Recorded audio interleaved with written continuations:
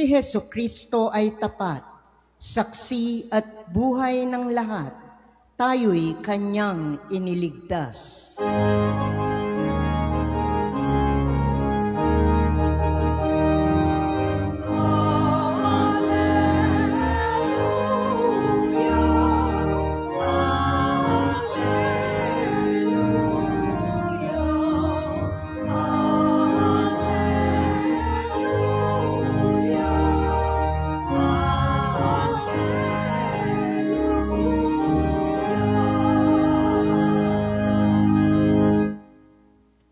Sumainyo ang Panginoon. At sumaiyo rin. Ang mabuting balita ng Panginoon ayon kay San Juan. Papuri sa iyo, Panginoon. Nang mahugasan na ni Jesus ang mga paa ng kanyang mga alagad, sinabi niya sa kanila, "Sinasabi ko sa inyo, ang alipin ay hindi dakila kaysa kanyang Panginoon, ni ang sinugo kaysa nagsugo sa kanya. Kung naunawaan ninyo ang mga bagay na ito at inyong gagawin, mapapalad kayo. Hindi para sa inyong lahat ang sinasabi ko. Nakikilala ko ang aking mga hinirang, ngunit dapat matupad ang nasasabi sa kasulatan, ako'y pinagtataksilan ng taong pinakakain ko. Sinasabi ko ito sa inyo bago pa mangyari, upang kung ito'y mangyari na, manalig kayo na ako'y si ako nga. Tandaan ninyo, ang tumatanggap sa sinugo ko'y tumatanggap sa akin, at ang tumatanggap sa akin ay tumatanggap sa nagsugo sa akin."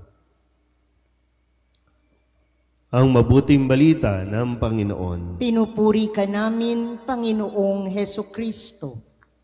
Isang magandang umaga po sa inyong lahat.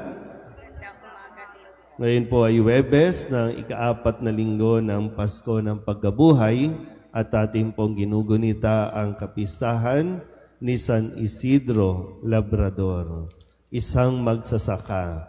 At karamihan o halos buong Pilipinas ay nagdiriwang ng kapisahang ito bilang pasasalamat sa isang masaganang ani na maganda mapaalalahanan tayo, no? Yung biyaya ng lupa na nanggagaling sa Diyos ay kailangan din natin siyempre pinagsisikapan.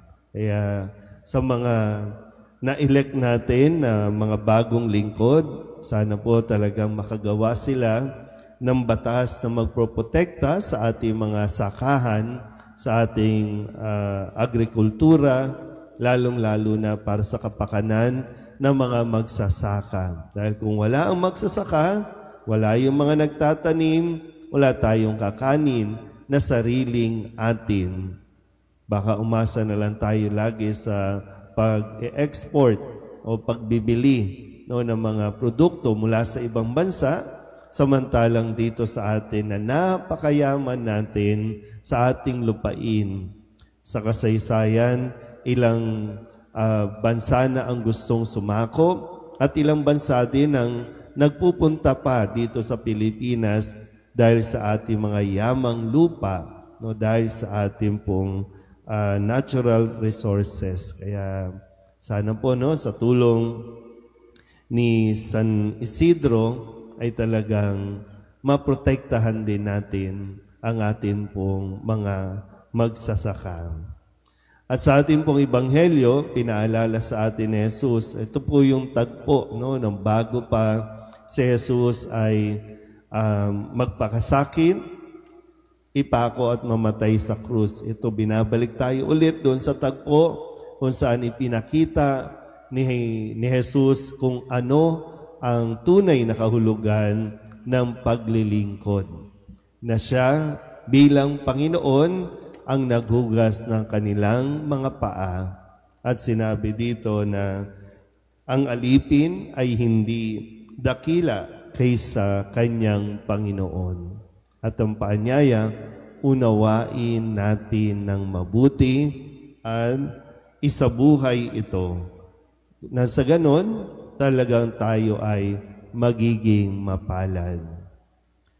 Si San Isidro, isa lamang sa napakaraming tinanghal na banal at siya'y nandoon na sa langit.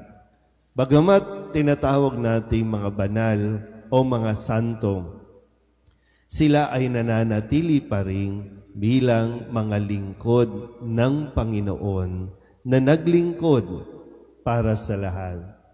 Bagamat mahirap si San Isidro, isang magsasaka, pero kung siya ay magbigay ng tulong sa mga taong nangangailangan, higit-higit pa ang kanyang ibinibigay.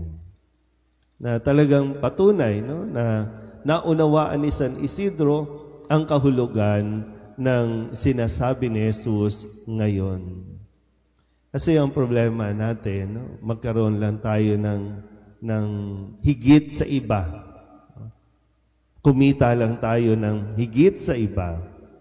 Magkaroon lang tayo ng posisyon, kahit nga minsan sa simbahan, no, coordinator lang, talagang akala mo, higit pa sa parish priest kung umasta. Pero tayo, no, talagang ang bilis umakyat sa ulo natin ang konting tagumpay, ang konting posisyon na ipinagkakaloob sa atin. Na pagka, no, kung hindi pa natin nakokontrol, para ang tingin natin kailangan tayong ituring na isang dakila, ituring tayong isang Panginoon, isang boss. Itong sinasabi ni Jesus, no, isihan lang natin. Hindi tayo dapat makalimot sa kung sino tayo at kung sino ang dahilan kung bakit tayo mayroong mga ganitong ikinararangal, no, ng mga posisyon na tinatamasang mga tagumpay.